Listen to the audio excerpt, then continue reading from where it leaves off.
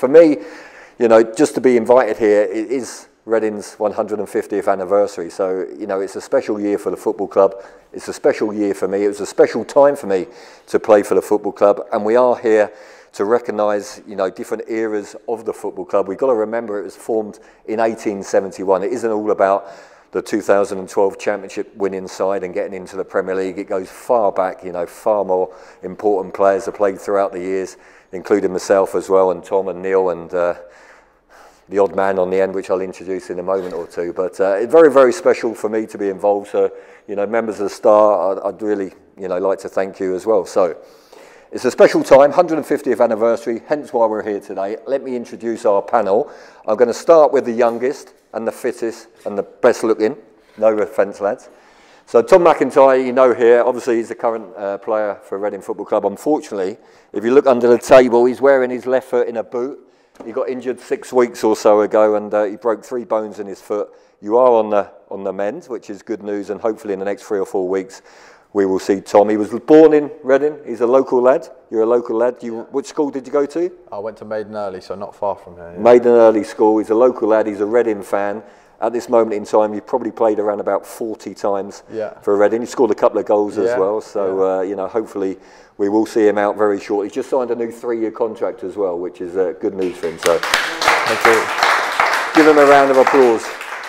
22 years of age as well, I know. And on Tom Mack's card I've got here, we're going to ask him about money, fitness, injuries, cars and women. That's what we're going to ask him. Funny enough, on Webby's card, lack of money, lack of cars and lack of women, but there we go. But no, so Tom McIntyre, Tom, lovely to see you. Thanks so much for taking time out, particularly during the rehab. The next gentleman to my right, I just mentioned Neil Webb, again, born in the town, a local lad, played for Reading in the early 80s, around about 75, 80 appearances. He scored about 22 goals as well. He scored a lot of goals from a midfielder. That's like 1 in 3. I think I nicked a few penalties in that. A few penalties. You were good at set plays. I'll give you that. Back in the day. Back in the day. Back in the day. But a local lad, his father, Dougie, unfortunately no longer with us. Also, you know, a big Reading player. I'm sure Ronnie and one or two of the members of the audience will remember him. I think your mother's here. Yeah. Joan, where's Joan? Is it Joan? Joan, you're very welcome. You must be extremely proud. So nice to see you. Neil Webb, Portsmouth, Nottingham Forest, Manchester United, 26 caps for England. Playing in a 1990 World Cup final as well. So. A local man. Now this gentleman on the end, a bit of a strange odd bod, but as we are celebrating playing for Reading in different eras, I played in 3 decades, 80s, 90s and the noughties. Tom is obviously currently playing now. Webby were the early 80s. We've got to go back to the very start. 1871 was when Reading was formed. This gentleman, Brownlow Haygarth, 167 years of age he is, by the way. Honestly, he doesn't look a day older than 166. He's wearing his Peaky Blinders cap. He's got a false tash on. He looks a bit of a strange odd bod, but he is Reading's first England international, the second Reading FC captain of all time, and played in the very first Reading side. Is that correct? Pretty much. Very welcome. Brownlow Haygarth, we don't know much about him, but give him a round of applause. 167 years of age. In fact, go on. What is a phone? And do you mind if I smoke? Oh, very good. Would you like a pint of bitter as well while we're at it? Haygarth, Brownlow, we're going to start with you, okay, because all 3 of us, and we have got 3 great Reading players here, by the way. We are absolutely blessed, and 1 average one, but we've got 3 great Reading players. We're going to start with you, because we were all born in the town. 1872, was it, when you first played for Reading? Indeed. How did you come across signing for Reading? What made you sign for Reading? How did you get involved with Reading Football Club? I played a lot of football at school at Lancing. And when I came to Reading at the age of 16, I was an articled clerk in a solicitor's firm, and I wanted to carry on playing football, but there was no football in the town at all. And I had to chivvy some people along to actually get Reading Football Club formed. So during the summer of 1871, I played a lot of cricket with James Simmons and other people for Reading Cricket Club, and partly due to my orchestrations, they decided that winter to form the Reading Football Club. and I was lucky enough, because I was the only talented player in the town at the time, to take part. And I played in the early games and indeed scored the first ever goal for Reading Football Club. Which was against? Reading School. Hardly the mightiest of opponents, but we met them frequently. Okay, so you touched on this, you don't know what these things are. In the modern day, we call these phones. Okay, we've got tablets and laptops and everything. Tell me about the equipment in the 1800s. In the late 1800s, the boots and the style of the kit and everything else. The boots were extraordinarily heavy, and you were penalised if you had iron nails protruding from the sole. The kit we more or less had to make ourselves. We wore funny little hats all the time because heading the ball or butting it was not commonplace at all. Yes, I think that's about it. I mean, the ball was incredibly heavy and often not round, and occasionally it burst or got lost and the game had to cease because balls were incredibly rare. Do you remember the first strip that you wore for Reading Football Club, Brownlow? The shorts, they must be, you know, halfway down your knees, halfway down your ankles. I mean, current footballers, they can't wait to take their kit off and show their physique. You had to cover yours up back in the day. Thankfully, I hardly think look why. at It was merely a matter of modesty, Adrian, but modesty, I think. No, we wore long johns. We didn't have shorts or knickers, as I believe they were later called. We had long johns. There's something quite uncomfortable with this, isn't there? Doesn't sit right with me talking to Roger like that. Brownlow, I beg your pardon. Right, Webby, let's bring you in. You started playing football for Reading in the 80s, but obviously your father, Dougie Webb, Reading legend, was playing in the late 50s and the 60s. So, you know, what was it like growing up with your dad who was a Reading legend? You were born in a town. Did you always want to play for Reading Football Club? Oh, definitely, yeah. I mean, obviously my dad's history with the club. Elm Park, I used to watch from the Tilehurst end. If my mum wasn't shouting at me when there was trouble on the terraces between Portsmouth and Reading at the time to come into safety. But I used to watch from the Tilehurst end. Don't remember my dad playing so much because I was only born in 1963, you know, bless me. So I don't remember much. Just remember all the scrapbooks that I used to read as a kid of his exploits of scoring goals as a centre forward or inside left or whatever. And that's what I wanted to do. It's just inbred into my thinking. That's all I wanted to do was play on that pitch on the Elm Park. So you always wanted to play for Reading? That was always. The dream to play for all I wanted to do. You know, I played for all the Reading schoolboys. David Downs coached me when I was 9 and 10 years of age for Reading under 11s. Now I played all the way through 15s, and then I think I made my reserve team debut at Reading when I was 15 years of age. And it just went on from there. Just going back to, I know you was only a nipper when your dad was playing, but how proud was you of your dad? You know, I've got it the other way around. My son, you know, was a toddler when I was playing, and I often wonder what he was thinking. What were you thinking? I just thought he was, obviously his record speaks for itself, goal scoring. I think he's won in every 2 games or something. He's got his record. And that was something that I wanted to achieve, but I didn't have his pace. He didn't have my height. So but he was better in the air than me, and he was smaller than me. So it's just something that, and he used to coach me in the garden, you know, doing little things like throwing the ball against the wall, practicing your heading, practicing your touch, practicing your volleys, just in the backyard. That's what I used to do. Yeah. So when you made your Reading debut, your dad was still alive? Yeah. Let's turn it around. How proud was he and your mum? Oh, I think him and my mum were very, you know, they took me everywhere. That was before sat-navs come involved, you know, to take you to some grounds. How we found them sometimes, I'll never know, on a Saturday morning and a Sunday morning. And then to make my debut at 16, it was away from home. I didn't know I was playing. I went as kit boy. We went up to Mansfield, and Maurice Evans dragged me on the pitch, and I was taking the skips out of the coach, and he said, can I have a word with you? And he said, I'm starting you today. And I went, oh, okay, fine, no pressure. 2:15 that I'm starting for Reading away to Mansfield. And we drew 2-2. And I set Mick Kearney up for the equaliser. I headed it back across goal, and Mick broke his nose. He's never forgotten it. Yeah, he used to have the Rendezvous Club, Mick Kearney, at the top of Elm Park. Just quickly before I introduce and start talking to Tom, I want to talk about money, because you never did it for money, Webby. You know, you wanted to be a professional footballer because you wanted to be a professional footballer. I'm not saying that the lads today are doing it for money at all. Did you get paid, Brownlow? No, I paid the club. It was 5 shillings to be a member of the football club, which was about 20% of my weekly wage. And then I had to pay for the kit to be laundered. So it's rather expensive, but not as expensive as cricket. 5 shillings. Tom has no idea what you're talking about. We're talking 25 pence. 25p. 25 pence, Tom. Webby, can you remember your first wage at Reading in the 80s? Yeah, £14 a week. £14 a week. £14 as an apprentice, a 16-year-old. I wasn't allowed to sign. When I made my debut, I wanted a rise, obviously, but I wasn't allowed to be paid as a professional till I was 17. So they got me for 4 or 5 months on £14 a week. And we should say that you were one of the youngest, up until a few years ago, of players to ever make your debut. Were you 16? Yeah, I was 16 in a few days. I think I was the second youngest. I think Steve Hetsky was the youngest, but I'm the youngest goal scorer. Youngest goal scorer? 16 I believe. in a few days? I don't know how many. It takes some doing. Yeah, it was 17 good. I was when I made my debut. 16. And it was in front of the Tarless Den where I used to go out and watch them. And you scored? Mm. Just tell me that feeling, scoring, 16 years of age. I've got a picture of it somewhere, and it's just me, my arms outstretched and just screaming in pure delight at the Tarless Den.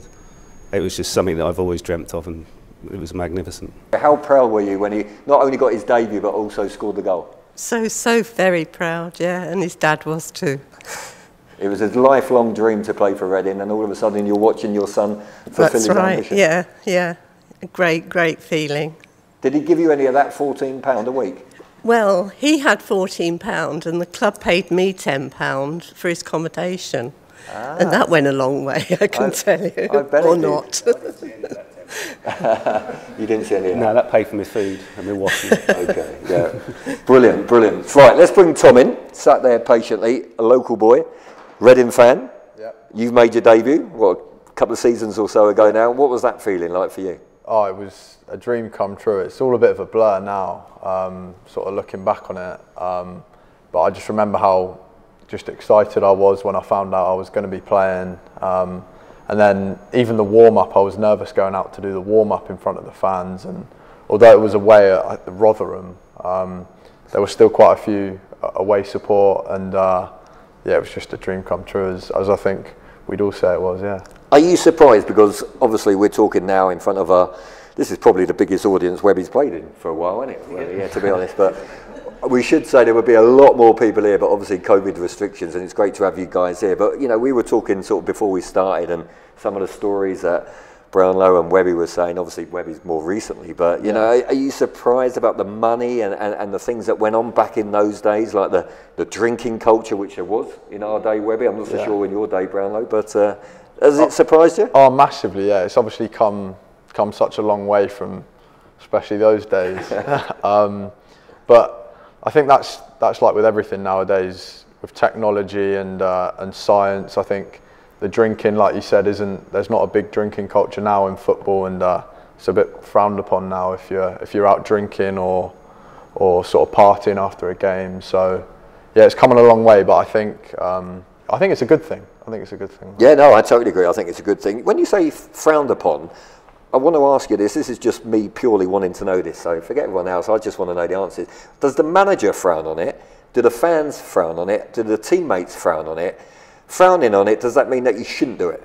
Yeah, I think it's a bit sort of everyone sort of frowns upon it in a sense. I think especially if you were to lose a game and then go out and have a drink after, and maybe a fan saw you or a teammate, and then you've got another game in the week. I think that's really frowned upon, and there'd be a few people asking a few questions if that was the case. You mentioned science and everything. I drive past a new training ground in Bearwood every day.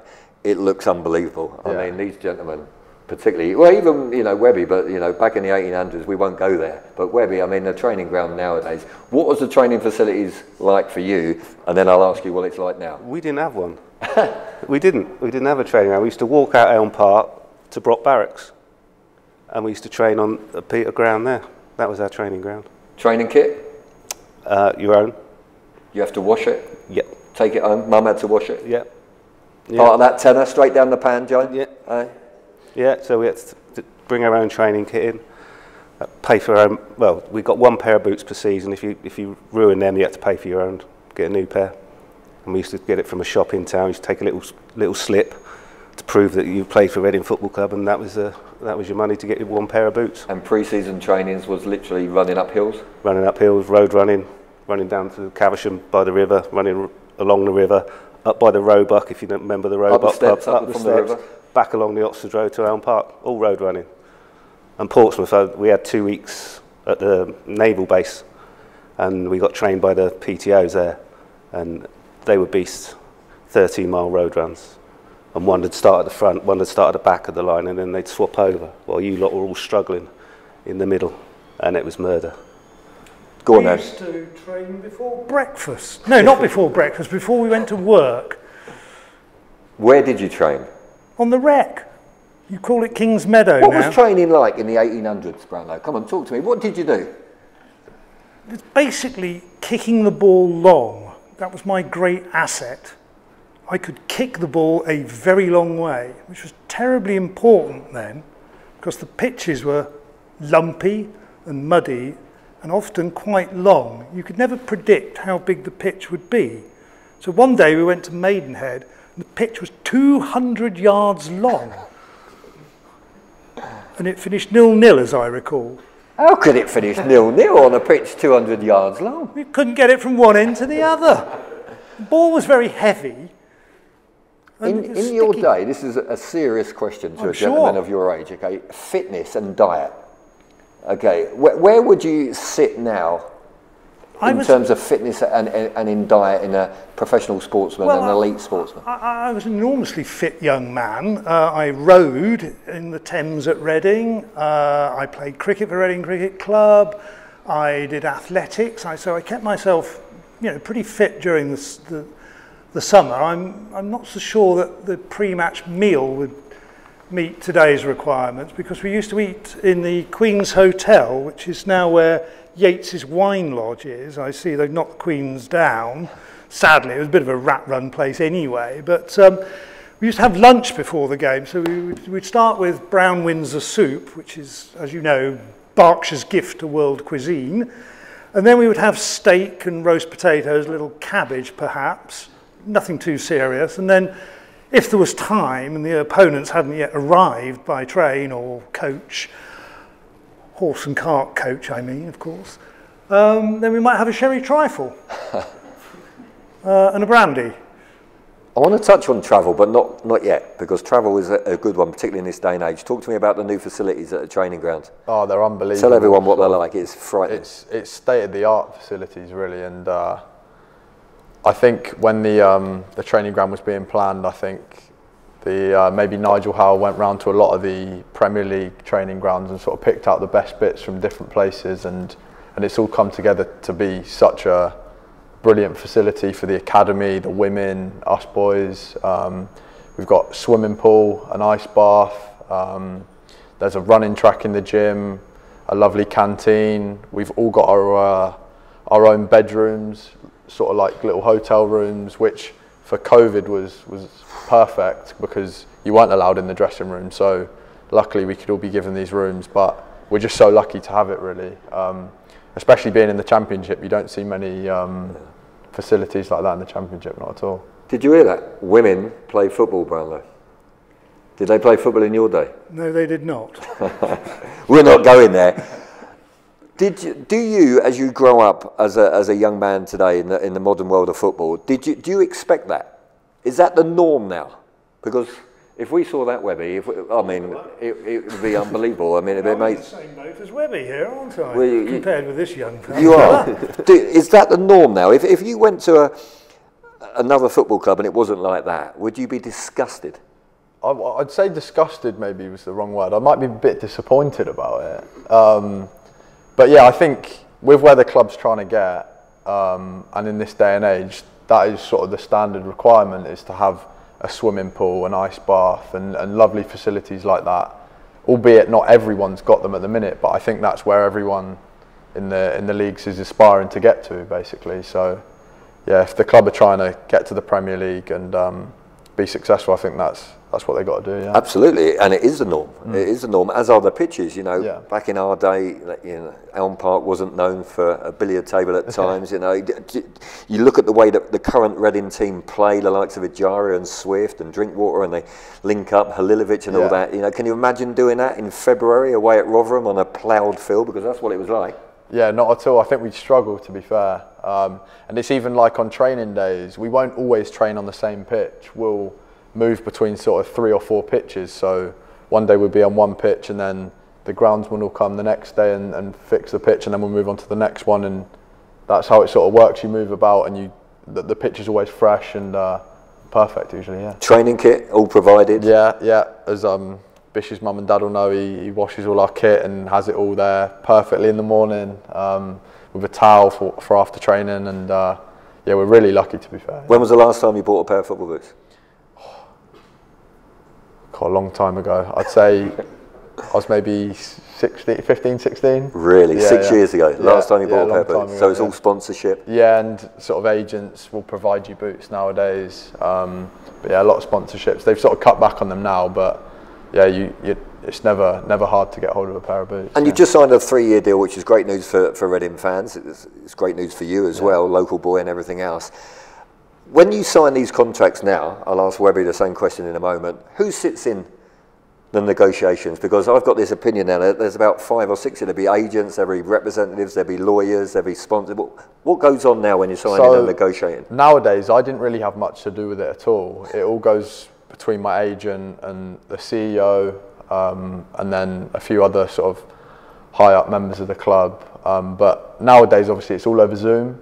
So there was no meetings in person that I had with the club or my agent had with the club. It was completely over Zoom, and I think obviously a lot of that was COVID. But I think again that's the way things are going now. And I spoke to my agent, who's got a lot of other players as well, and he said that he loves it because he doesn't have to leave his home. And before he was having to travel all the way up the country to different places, and now, as I say, he can just sit in his lounge and do it. Yeah.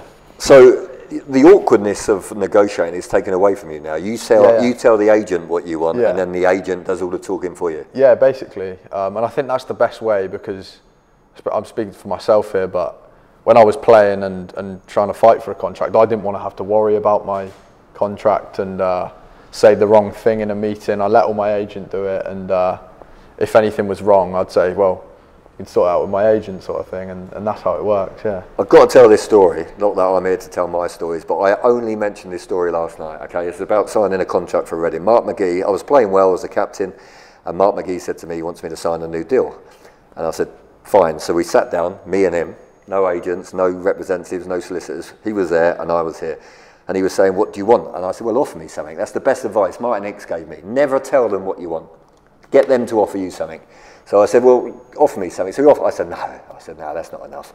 So anyway, we got to the figure that I wanted and I was quite happy with. And he said, right, are you happy? I said, well, yeah, I think I'm happy. I said, he said, you sign? I said, yeah.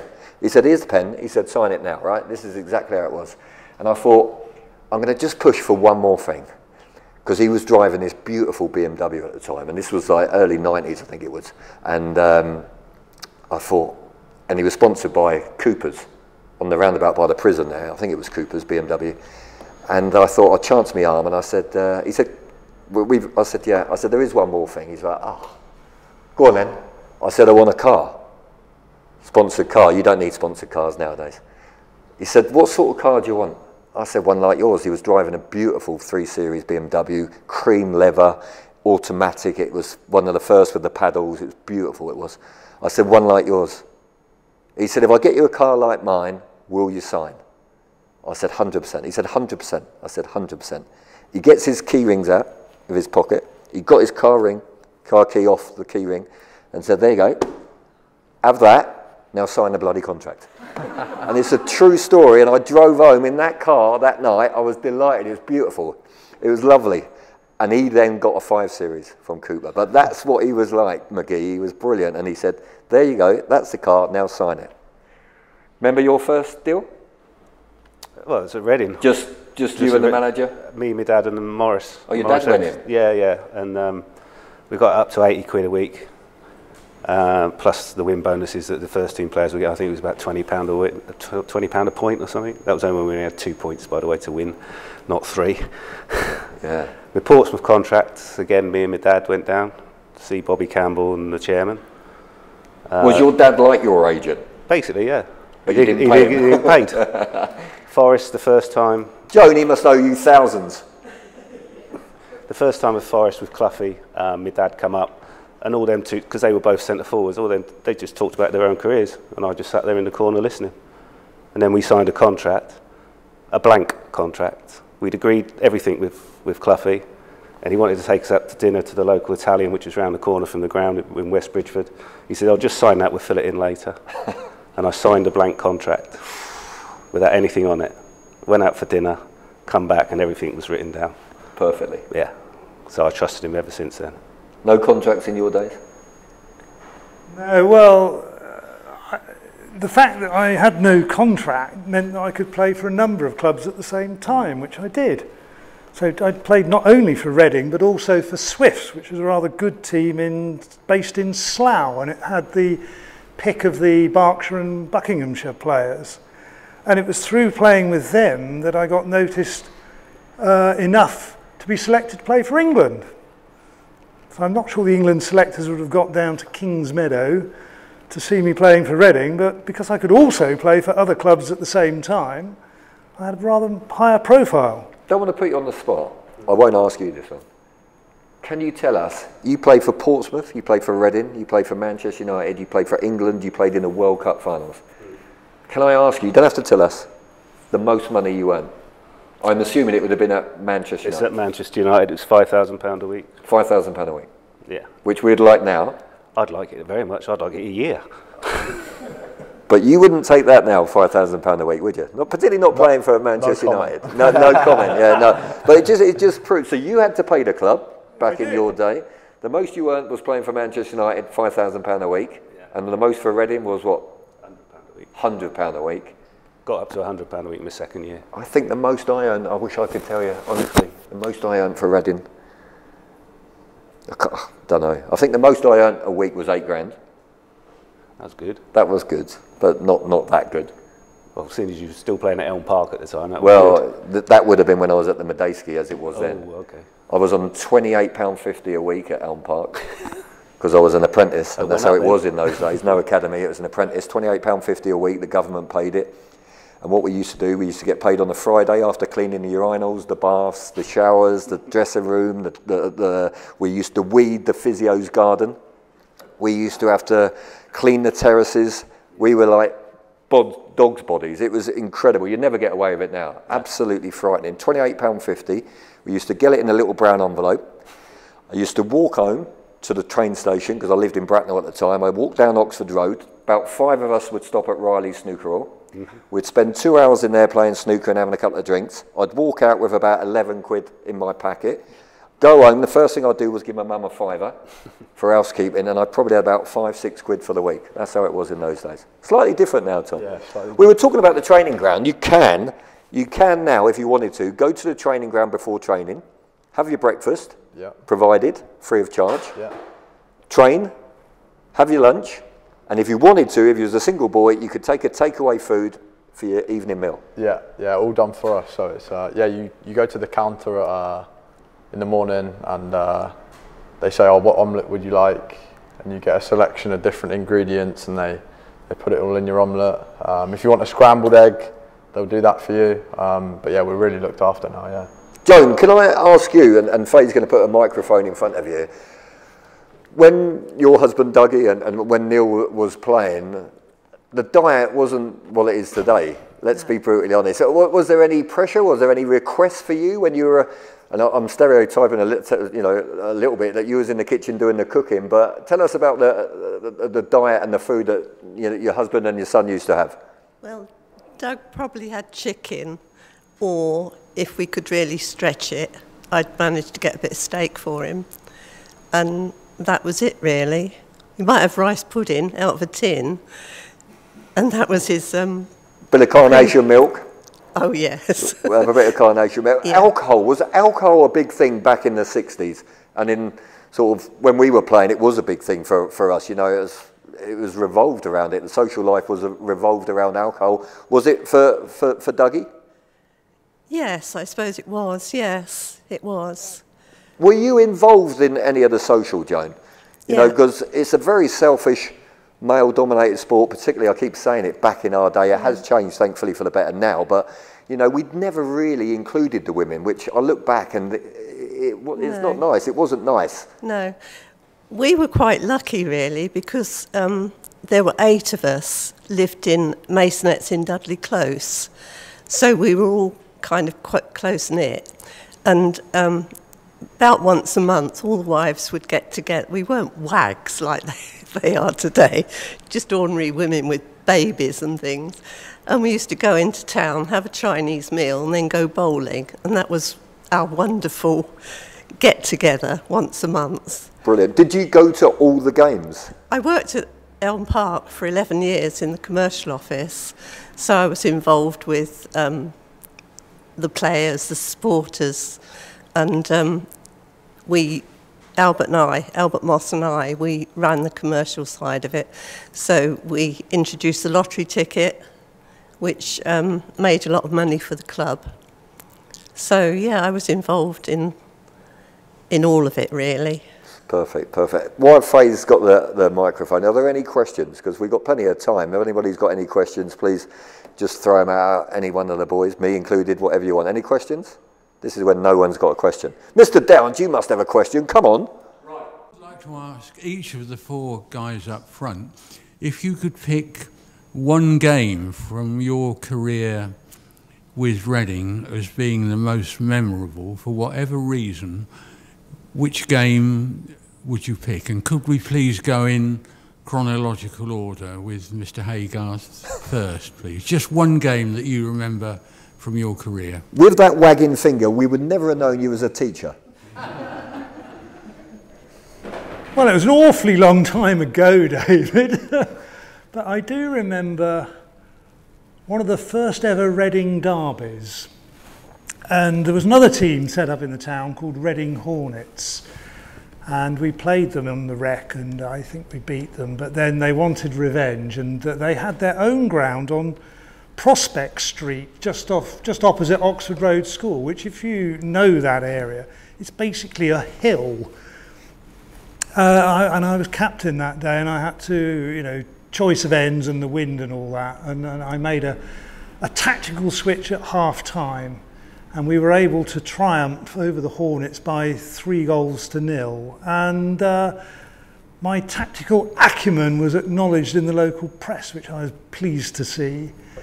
And the dear old Hornets, they never quite passed away at all. They were around, and you know, in that other world that I inhabit, I had a word with George J. Gibson the other day, and he says they've got a website, so they're still about, readinghornetsfc.co.uk. But I don't think they mentioned that particular game in which the Reading Football Club was triumphant.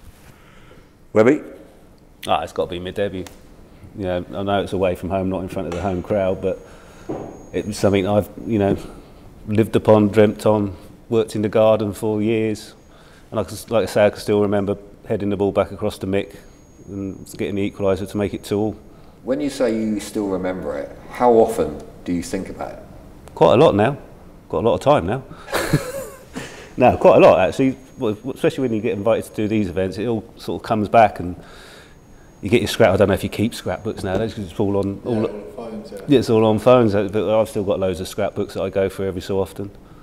Was it against you, David? I've still got a load of videos as well, but I can't play them anymore. No, you got to move them over to discs and things. Whatever like that. now. Yeah, I haven't got that far yet. 2 games for me. I was lucky. Everyone knows it. Boring that I played every position for Reading, and number 1 to 14, and I needed the number 10 shirt.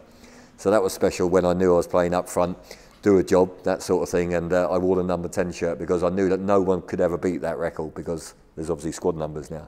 So that was a special moment for me, and of course the playoff final, well documented. Obviously we lost the game, which was a sad bit, but to be captain, to score a goal, to see 35,000 Reading fans at Wembley, you know, it's incredible, and it was the only year ever.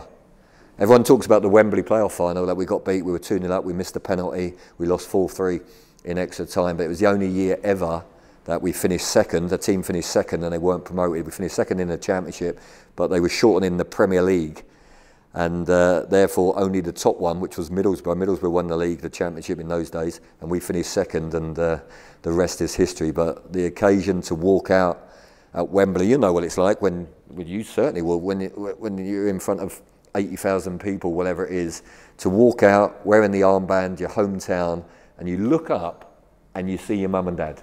It's unbelievable. There's 80,000 people there. I saw my mum and dad, I saw my sister, I saw my 2 nephews that were babies at the time, my girlfriend at the time, and we're all waving, and you think, how can you see that? How can you spot them in 80,000? I just looked up and I saw them. You must have had the same feeling. Yeah, we had the long. Did you have the long walk as well? Wembley, yeah. Behind the goal. Days, yeah. So you had from behind the goal to the centre circle, which was a long walk. So you had plenty of time to scour the fans and get your nerves down as well. Yeah, those 2 games. Go on, Tom. Mine would have to be Bournemouth last season. We played them on a Friday night.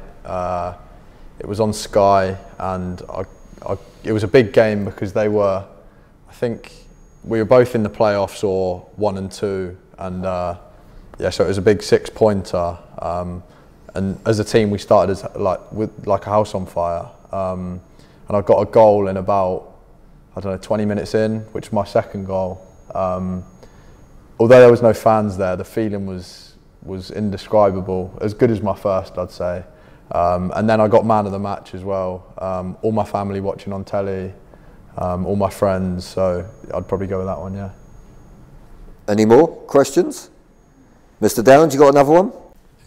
The game where you completed the full set by playing in the number 10 jersey, would you mind if I took a little bit of credit for that? Because in the week leading up to the game, I was keeping all the statistics, and I realised that you played in every possible shirt number, including number 1 when you came on as substitute goalkeeper for Steve Francis. Correct. At Fulham. Correct. And we lost 1-0. Yeah. My fault for the goal. Not your fault. And in the week preceding the Wrexham game, where you just had number 10 to complete the set, Clive Baskerville, who was the sports reporter for the Evening Post, and myself happened to be down at the ground, and we were talking to Mark McGee, and we said, look, young Ady Williams, he's played every shirt number for the club except number 10. Any chance of letting him play in the number 10 shirt on Saturday? And Mark McGee looked at the 2 of us and didn't say anything. And then, lo and behold, at 5 to 3 on Saturday afternoon, home to Wrexham, out you come wearing the number 10 shirt. So Clive and I may, if you don't mind, take a little bit of the credit. What I won't say is the result of the game. No, don't. But it wasn't your fault. If you leave your bank details with Faye, I'll throw a few quid your way, Mr. Downs. How about that? Brilliant. Tom, I'm going to ask you, what is it about the modern game that you don't like? Is there anything that you don't like about the modern? And I'm going to ask you 2 boys the same question. It's got to be the social media side of things. And as much as we're told maybe not to look at maybe abuse or stuff like that, you're always just interested maybe to see what people are saying on social media. And it's just being inquisitive, really. But you don't always see what you want to see. And there's a lot of pressure from sort of the social media side. So, yeah, I've got to go with that, yeah. So why are you on it? Great question. That's what I do now, Tom. Yeah.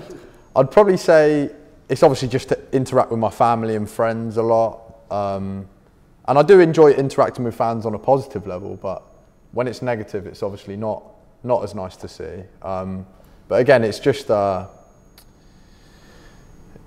being interested to see what people are thinking. Yeah, because we're inquisitive people, aren't we? And yeah, I think that's what it is. Yeah. People ask me this question quite a lot. I don't know why they ask me, but now obviously I work for, the BBC and journalists and everything else. They say, were you media trained? And I wasn't. In our day we just microphone and you could pretty much say what you wanted to say. Yeah. Because now press conferences and presses and there's thousands of people and there's cameras and there's microphones and it's going worldwide, and it is going worldwide. Yeah. Are you trained? I wouldn't say trained. We have the odd sort of talk from maybe the FA come in and because we're obviously all pretty young guys and we might have had, say, a Twitter account or a Facebook account for many years, they're always telling us to make sure that you check through previous tweets to check if there's anything that sort of could come up and bite you on the bum a bit, because you see some sort of players in this day and age get caught for tweets that might have been 10 years old, and they might have been just messing about with their mates or something. So in terms of that side, we do have sort of a lot of talks from the FA and stuff about it, just to sort of watch our own back. Yeah. I'm imagining you're not on social media. I don't know why I got that vibe. But 1960s phone I've got. You haven't got the old Nokia? Yeah. No way. Yeah. Let's get this out. Oh, look at that. Look at that. That is beautiful. It's a masterpiece. That is beautiful. I forgot what I was going to ask you now. What don't you like about the modern game? The feigning of injuries and the falling over when they've not been touched. That's my biggest gripe, because the players go down now when they've hardly been touched and they're rolling around, holding their leg. If we did that in our day, like Graham Souness or Jimmy Case come behind you and give you a good whack, you got up. I was never the bravest, but you got up and you showed it did hurt, and you walked with a limp for a little while, but you got up and just looked them in the eye and said, okay, we'll go from here. But now, I see someone went like that the other day, and someone went down holding his feet, never touched his face. I can't stand that. The only thing I would say on that, okay, and I'm Mr. Downs now, I'm pointing, the only thing I would say, and I'm not sticking up for modern day professionals, I don't think they go down, although they're pretending they're injured, forget that, they go down, because the rewards are so great. So would you not go down in the last minute? If I pulled your shirt and you went down, and even if you did hold your face, if you win the penalty, we're talking millions of pounds. No, I wouldn't. If I was in a goal scoring opportunity and I thought I could score a goal and people go down to try and get a penalty and it fails, you've missed a goal scoring opportunity. So I'd try to play on. You just got to be stronger than the opposition. That was the idea. Would you do anything to win a game of football? I probably would, yeah. You wouldn't like hearing that, but I probably would, yeah. Yeah, no, but it's honest. That's what I'm asking. Yeah. Oh, because in this day and age, everyone does it, and with how referees are with sort of fouls and sending offs, if you get another player on their team sent off, you've done your job, sort of thing. So, yeah, I don't think no one in the dressing room after would be annoyed at you or frown upon. You'd probably get a pat on the back, yeah. Yeah, I don't like using the word beginning with C. Careful, cheat. Yeah. You know, but some people are suggesting that is cheating. Oh yeah. I'm not so sure whether I think that is cheating. Yeah. No, I'm not saying it's right, but I think just with how the game's gone, you can gain an advantage from maybe sort of going down if a player makes a bad tackle, because you sometimes see maybe a big tackle goes in, the lad jumps off, runs off, and nothing happens. But then if the lad goes down, he's rolling about, and all the teams swarm the referee. You see sending offs from nothing, and then if you've got a man down, you're at a massive disadvantage, aren't you? So. Well, we saw that against Middlesbrough. Yeah. It was never a sending off, but the melee got the guy sent off, and he got his red card rescinded. Shall we talk about travel? How did you get to a game? Walking. Or, when we were away, trains. Of course, the Great Western Railway was with us. We never went that far. The trains to London were really rather slow, and it was difficult getting across London. A great many football matches kicked off late because the people couldn't get there.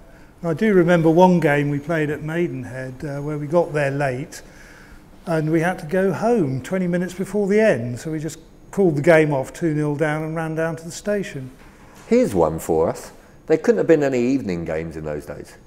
No floodlights, surely. No, there were no floodlights, no, but you could play summer evenings, but you didn't because you were playing cricket instead. I've got a question for Mr. Downs. Floodlights. When were they first used, and when were they first used at Elm Park? First game at Elm Park under floodlights, about 1955. I think we played a team from France, Racing Club de Paris, won 3-0. I think Wally Hinshelwood scored a couple, and the commentary for BBC television, which broadcast the second half, was by that well-known commentator Kenneth Wolstenholme. It's about 1955, 56, but the floodlights in those days were all along the top of the roof of the stand, and they weren't particularly good. It was only when Jack Mansell came in 1969 that the floodlights moved from the roof of the stand to the towers, which made it a much better spectacle for supporters and for television if you were lucky enough to have a game shown on the TV. And while the microphone's there, Mr. Downs, while Faye's doing a great job, if you could very, very quickly tell the story when Reading, was it Blythe Spartans in the FA Cup? The replay couldn't be played in the evening because of? Because Blythe Spartans players, we're going back to 1972, I'd been to the game at Blythe up in the north, which finished in the dark because Blythe Spartans floodlights had burnt down. Blythe was still an amateur team, I say early 70s, and their players refused to travel for an evening game because they didn't want to take 2 days off work. So the game kicked off at 2 o'clock on a Wednesday afternoon. I was teaching at the time, and the only way I could get to the game, because I should have been in lessons, was to organise a nature ramble for some of the children in my class, which started off in Prospect Park and spent about 10 minutes drawing trees and leaves, and then moved very smartly from Prospect Park to Elm Park to see Reading win 6-1 and go through and play the Arsenal in the 4th round. Brilliant. Happy days. Happy days indeed, yeah, fantastic. Travel and celebrations, that's what I want to come to use. Travel, if you were playing Sunderland this weekend, how would you get there and what would the format be? So we'd go on 2 different coaches. This is because COVID? Yeah. Okay, forget COVID, let's go back 18 months or let's go forward 18 months. What would it look like? We'd probably fly, to be fair. We haven't flown much recently because of COVID, but yeah, a few years ago, even sort of a game like Hull or Preston or Blackburn, we'd fly to that game. So you'd get on a coach from the training ground, it would take you to Farnborough Airport, get on the plane, get to then Preston, there'd be another coach on the runway, pick you up and then take you to the hotel. Private plane, chartered plane? Yeah. Nice, like a rock star. Yeah. You have to pinch yourself sometimes. Yeah. No, you did. When I first went when I was a bit younger and with the first team, I thought it was brilliant getting on this private plane. I'd never been on a private plane in my life, and yeah, it was a bit weird. Yeah, I haven't been on a private. Oh, I have once, I think. Have you, Webby? No, never. So in our day, Asking me, then? no, I'm not going to ask you. You don't know what a phone is, let alone a plane. Hot air balloon, I know In about. your day, when you drive to a game, you might stay overnight. At Reading, never. Never at Reading. Never at Reading. You always went the day of the game. Yeah, 7 o'clock in the morning or 8 o'clock in the morning. Go to Burnley. 8 o'clock I think we went to Burnley once. We left about 8 o'clock, in between 7 and 8 o'clock in the morning. Got to the hotel at 1 because of traffic. Mullered our steak and toast.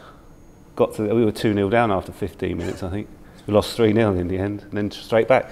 That's why we don't put on the day of the game. That's why you fly up, absolutely. And let's just say you won that game 3-0. Back on that coach, you don't mind a 4, 5, 6 hour journey. Not at all. What would be going on the coach for that 4, 5, 6 hours? What, winning or losing? Winning. Winning, I'd be great. We'd have good banter and be talking. Losing, it was just silence. Drink? No. Winning? I think a few lads played cards, obviously. Got the money out, played cards. But I was 16, 17, so I was sort of sat at the front. There wasn't beer cans and things like that on the coach? If there was, I didn't drink then. Okay. Which was a good sign. Yeah, I guess so. So I sat at the front of the coach, out the way of there's a seasoned pros at the back, shall we Do say. you talk to each other nowadays, footballers? Do they actually sit on a coach, sit on a plane and talk to each other? Or do they put their headphones on and their laptop and their iPad and that's it for 4 hours? There is a lot of that goes on. I think as Webby said, if we win, there's a lot more talking than if we lose. But yeah, I've been on trips from games that we've lost and won't say a word to anyone on the way back, and you might be travelling for 5 hours. But yeah, there's a lot of iPad watching and music listening. Injuries. Brownlow, let's talk to you about injuries and rehab, because nowadays, if you get injured, Tom, hopefully on the way back, but he's had MRI scans, he's been to hospitals, he's had appointments, he's had specialist people look at it. What was it like in your day? If you got an injury, what happens? It hurt, it was painful, you might lose time at work, so you'd lose money. People might make a collection for you. Yes, it was very difficult, actually. A man could easily be finished with football at 22, 23, the knee, you know, you get a weak knee and can't be repaired. A lot of men packed in when they got married at 25 or so. Had one poor chap died playing for Reading just after I left, on the pitch. Had an epileptic fit and died. I'm not laughing, I'm just looking at you and I'm feeling uncomfortable. All the medical assistance that we had really was brandy. And the fella passed away and we abandoned the game, we abandoned playing for the rest of the year. Webby, injuries. What about Worst injury you had? snapped Achilles tendon. How long did it take you to recover? What sort of rehab did you have to go through? It took me quicker than it should have done. I got back because I did it playing for England in Sweden in the World Cup qualifier. So basically I snapped my Achilles, carried into the dressing room, told to get changed, gave me a pair of crutches, hobbled into the shower and picked a pair of crutches, had a shower, got changed, waited for the rest of the lads. Got on the plane, Big Butch was on the plane with his bandage around his head because that's when he cut his forehead and he had all blood down his shirt. So we both had the front seats, I had my feet up, 2 bottles of champagne each to ease the pain. Got back to Heathrow. That was when you were drinking it? Yeah, well, it eased the pain. Got back to Heathrow, spent the night in a hotel, got a phone call from Manchester United on the Thursday morning. They sent a car for me to take me straight to hospital. I had the operation Thursday afternoon. So it's pretty quick, even in those days. Yeah, but nowadays they'd probably done it in Sweden. They'd have probably taken me straight to a hospital in Sweden, got it there and done there and then. And then my rehab was basically me and the physio. When you can walk on it I was 8 weeks in plaster, 6 weeks up to my thigh, 2 weeks up to my knee, and then it was just a case of walking on it. Then the physio said, just go and do 1 lap of the training pitch, see how it feels. So I did 1 lap one day, next day did 2, 3, and that was it. And then I wanted to get back because United were having a terrible season that season, but I wanted to get back because we had a good cup run, and then it was the World Cup in the summer. So I sort of rushed my rehab, probably too quick, but I wanted to finish the season at Man U on a good thing, which we did, won the FA Cup, and I wanted to get into the World Cup squad, which I did. There was a time in our career, I don't know whether in your career, but certainly in mine, that you could actually make more money when you were injured. Yeah, because insurance. Yeah, because Sky were just starting. I mean, Sky only had 1 channel then, believe it or not, and that was Sky News. And I went down on the Saturday afternoon, Man U were playing Millwall, so I went down to Sky Studio, 1 studio, and the Sky News, and when the results were coming in between 3 and 5, they would fling to me if someone scored, and I'd tell them who'd scored, for who, and that was it. And then if somebody else scored another game, then they'd fling back to me again. So I was the initial pilot of doing that, and then they didn't ask me back since. But in my day, you could take out private insurance, and if you were injured, obviously you get paid from the football club, which to this day is quite strange. I forgot about that. And the old private insurance would pay out as well. So if players were injured, I often wondered how badly they were injured. But I mean, it's crazy when you think about it. Any more questions, please? There's got to be. Ah, well done, sir. Wait for the microphone, sir. I've got one for Webby, actually. Alex Ferguson gave Mark McGee a very strong recommendation before he became Reading boss, and you were there just at the beginning of his spell at United. What was he like as a manager? Can you remember the first time he spoke to you? Yeah, I didn't meet him before I signed, which was probably a mistake. That's the only time I had an agent do my negotiation for me. And I was in Scotland with England, waiting to play at Hampden Park against Scotland the next day on the Saturday, and this was a Friday, and I was in the room with Nigel Clough, Des Walker and Stuart Pearce, who were my 3 Forest teammates at the time. I kept getting phone calls, United are offering this, Forest have offered that, blah, blah, blah. And it was going on. Obviously, Nigel was on the phone to his dad as well, in another room. He kept disappearing, Nigel, and kept coming back, seeing what the latest was, sort of thing. So I never met Alex, or Sir Alex, or Fergie, whatever you want to call him, until I'd actually agreed to sign. And then we had to go to a tribunal, which I don't know if they still do them now. And the tribunal was set at 1.5. We walked out of this tribunal. 1.5 million transfer fee. Yeah, and then we walked out of this tribunal, and Cloughie turned to Fergie and said, I'll give you 1.7 for him now, to take him back. And Fergie's face was like thunder, because he thought it was a con. He thought the whole tribunal was a setup. He didn't want to pay that much, I don't think. So we travelled back to Manchester and he didn't speak to me all the way back. And I thought, have I done the right thing? I wish he'd accepted Cloughie's offer to take me back, to be honest. But yeah, he was all right at the start, but once you fall out with him, it's game over. And I fell out with him badly. We got to the European Cup Winners' Cup final against Barcelona in Rotterdam. And the morning of the game, he called me in over breakfast and said, "You're not playing." And that's the first time I've been left out of the team for 6 months. He said, "You're not playing. I'm playing Mickey Phelan in place of you." My head dropped, my dummies went out the pram, and we fell out, and we didn't recover from that fallout, really. And then once you fall out with, no matter who you are, it's been proved over the years, if you don't agree with what he's doing, you're out. Right, last question for Joan, and then I'm going to ask these boys one more question. I think we're going to wrap it up there. Joan, this is my question for you, and if you can give us the reasons behind it. Would you have wanted to live, in inverted commas, a normal life rather than the football life? It was a normal life for me because it's something I've always been involved in. When I was very little, my dad used to take me to the village football. You know, I used to have a water bottle in my coat, and so I've always loved it, and no other life would have been the same. So no regrets at all? No, absolutely none. I've got so many wonderful memories. Brilliant, brilliant. Right, last question to everybody. I might even answer this one. The best fact about you while you were playing for Reading, the proudest fact about each and every one of us. And it's going to be hard because we're going to say it and it's going to sound arrogant, but I'm in. Come on. Any time today. I'll give you 2. First ever I'll give you 3. First ever hat-trick for Reading and first Reading player to play for England. Who was England against? Scotland, of course. There was no other international team then. And the score? 2-2. Just testing your knowledge. Very good. Webby? I'll have 2. Can I have 2 as well then? You can have 2.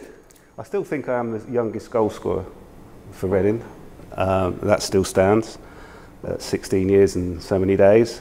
And I also represented England youth when I was at Reading in the Little World Cup in Australia in 1981. Which not a lot of people know. No. Scored a hat-trick in the semi-final against Egypt from left back. Very good. Very impressive. Go on then. Have you got 2? Unfortunately, I haven't got a record like you two. 3. But I'd probably say mine would be, on my debut, I fractured my skull in the 15th minute, and I finished the game. So that's mine. Yeah. That's right, at Rotherham. Yeah. I remember it, yeah. And just come on to that, we're talking about injuries and rehab and that. What was the protocol for you then? You know, because you took a nasty smack. Yeah. You know, I remember the game as well. What happened? What was the following 24 hours for you? Well, I remember going down at the time, and my first thought was, all my family have come up to see this game. I can't go off after 15 minutes because they've travelled 3 hours in the pouring rain or however long it was, and I couldn't just go off. So, and as well, because it was my debut, I couldn't go off either. So the physios came on, they said, "Are you all right?" Obviously I wasn't, but I told them I was fine, and managed to sort of get through the test of them holding up their fingers and doing the various tests. And yeah, just cracked on and finished the game. We then had a game a few days later, so on the coach on the way back, I was pretty sick, but tried to sort of hide it from the physio. So he was coming down the coach saying, "Oh, everything all right?" And I was like, "Yeah, I'm fine, I'm fine." So went home, sort of got to sleep all right that night, but then woke up, it was still pretty painful, but thought, I'm going to just stick this out and see if I can play on Boxing Day. But in the end, I said to my mum, "Look, I think something's going on, I need to get an x-ray." So I went to hospital, and that was it, yeah. Just quickly, do you look back on that? And I know exactly, and by the way, you can have a pop at him in a minute because he reckons players go down too easy nowadays. He's got a fractured skull and he's still playing. You go down too easy. But do you look back, Tom, and think you shouldn't have hit it, you know, from the physio? I'll tell you why, not just because of you, but that physio is in a situation now that you're putting him under pressure because he's then reporting to the manager and Tom's not too bad. Yeah. You know, totally, yeah. I think looking back on it now, it was pretty naive and silly, really, because when you're a bit younger, you don't realise how serious head injuries really are. But I suppose in the last few years, you can see how serious they can be, and you can potentially the consequences can be pretty fatal. If I was to have played in that game and got another nasty head knock, we might not be sat here. So yeah, it was probably a bit of a silly thing to do. Yeah. But I'd probably do it again. Yeah, you probably would, yeah. My one, very easily, I think there's only, and I always say it like this because it sounds much better, there's only 8 people on this planet that have played more games for Reading than me. I think that's how I say that, just to make it a bit more dramatised. I think 8 or 9, and I spoke to the record appearance maker for Reading last night, actually, a certain Martin Hicks, so don't tell too many people, but he's one of my guests for the Reading FC podcast. I think he played 603 times, Mr. Downs. Just to keep you on your toes, but yeah, so I think we're all honoured and blessed and proud and to have been part of Reading Football Club, particularly if you were born in the area and your ambition was to play for Reading Football Club, which we 3 did achieve. So that's it. Any more questions? We're done and dusted. Any more questions? Helen? Ronnie? Ronnie, you must have a question. You should be on this table, Ron. You're a Reading legend. No more questions? No. Should we wrap it up? Guys, please show your appreciation. Fantastic. Brilliant. Well done, boys.